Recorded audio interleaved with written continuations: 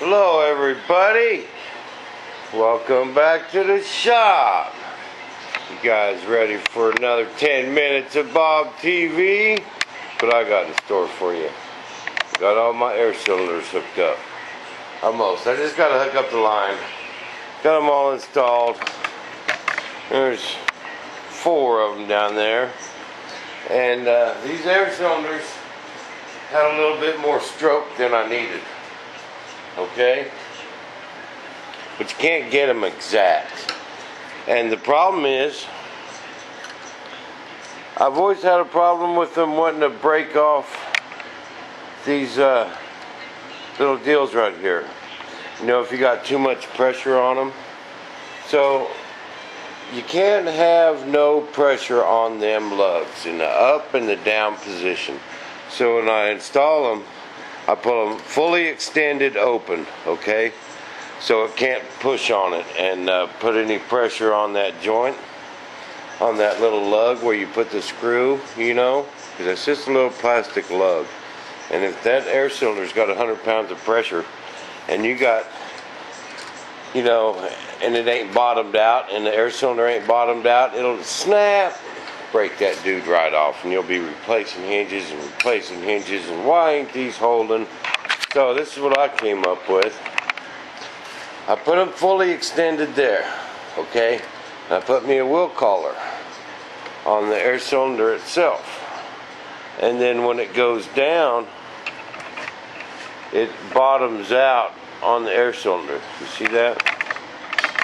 Okay, the door is shut exactly where I want it, and it's bottomed out on that wheel collar.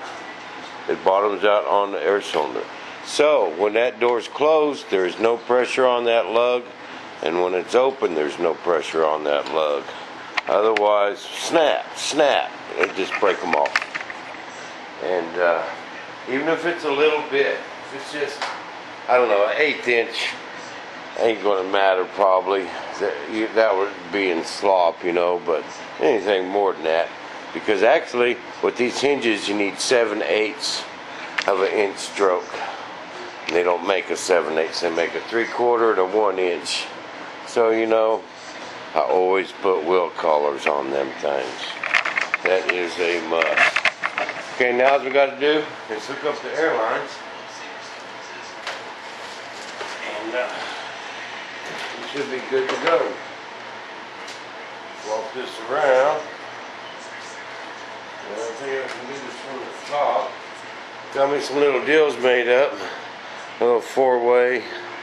And then a T. We'll put that right there. Put it in there. And that should just hook up to them bottom ones. I want to do that from underneath.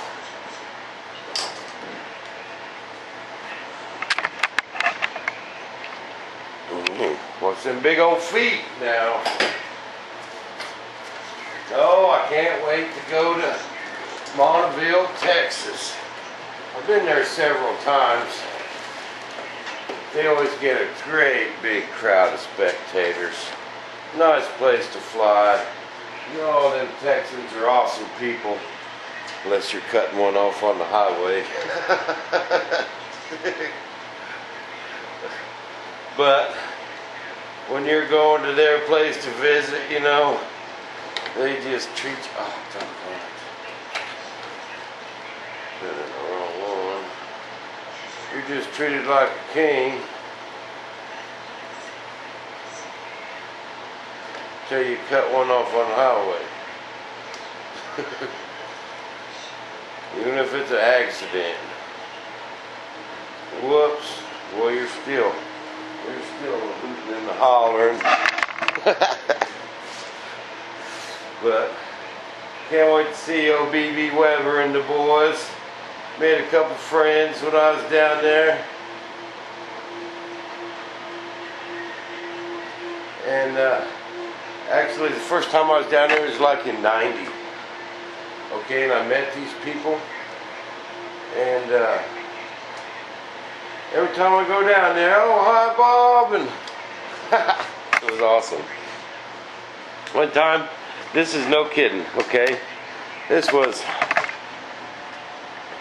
probably back around 1990. Because I think it was 92, 94 when I seen it.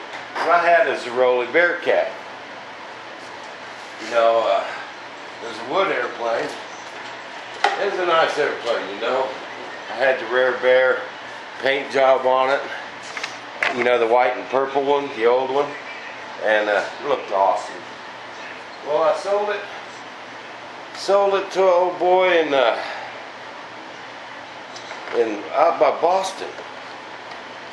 You know, over the internet on Earth the Universe.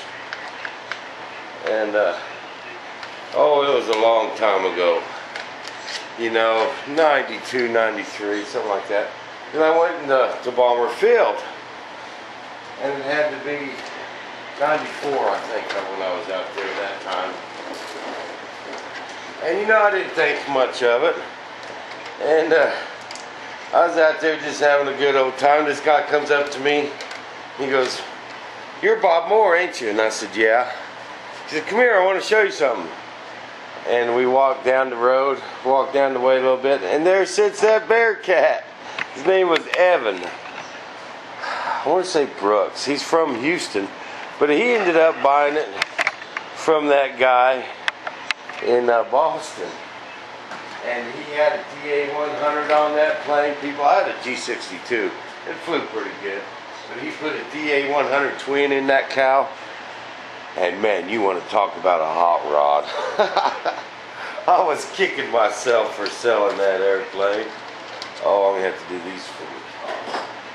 I was kicking myself. But, you know, I always found that kind of a weird coincidence, you know. I sell an airplane to an old boy in Boston. Then he ends up selling it to a guy in Texas. I go to an airplane meet. Bam, there it is. And the guy knew who I was. And this is way before I even started making videos, people.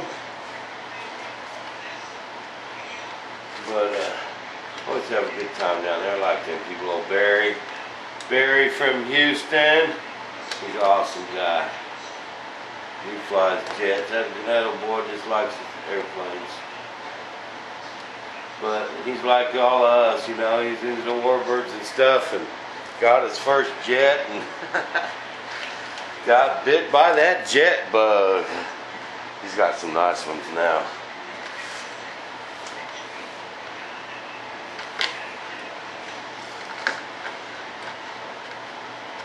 Hello, Evan, if you're watching. We'll see you soon, brother.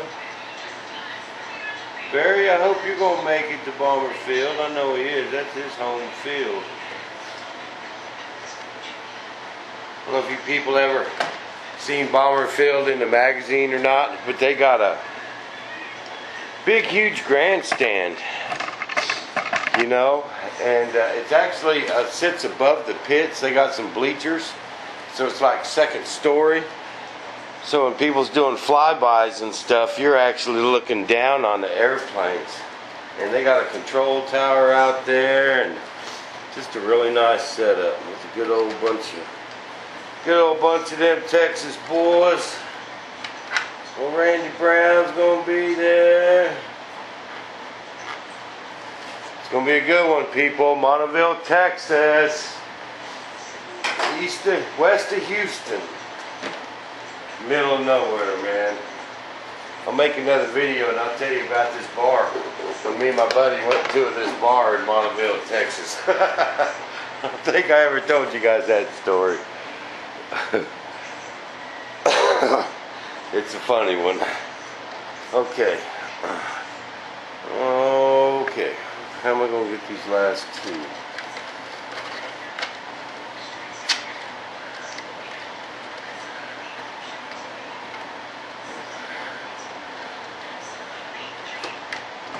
I'll make another video, people, and we'll work these gear doors first time live on YouTube. I hope they work.